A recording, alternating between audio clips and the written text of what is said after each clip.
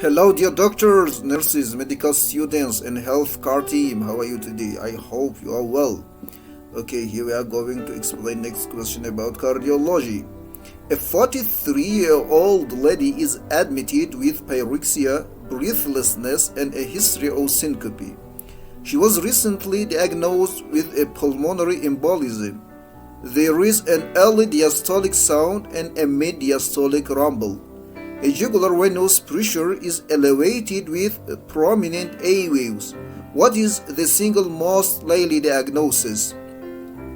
A. Mitral regurgitation.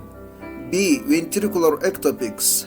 C. Pulmonary regurgitation. D. Atrial myxoma.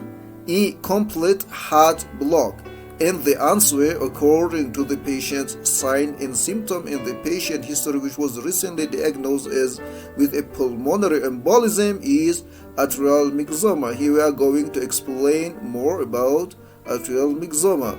Okay, atrial myxomas are benign tumors. Around 3/4 of atrial myxomas occur in the left atria and tend to grow on the wall septum. Sometimes small pieces of the tumor can break off and fall into the bloodstream.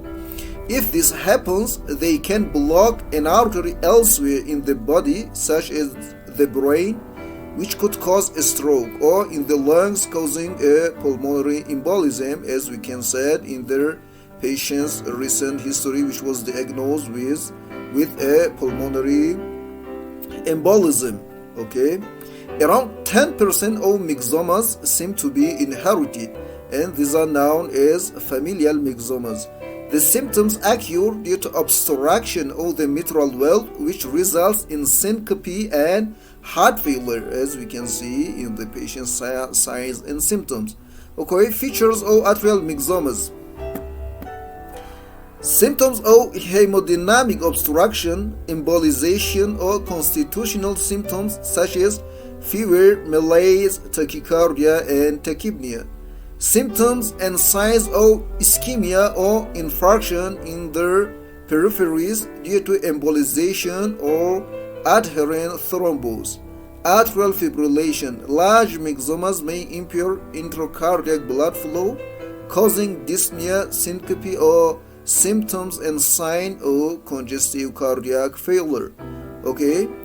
In echocardiography, pedunculated heterogeneous mass typically attached to the fossa ovalis region of the interatrial septum can be seen. If in echocardiogram we see pedunculated heterogeneous mass which is attached to the fossa ovalis, the most likely diagnosis is atrial myxoma. Thank you for your attention.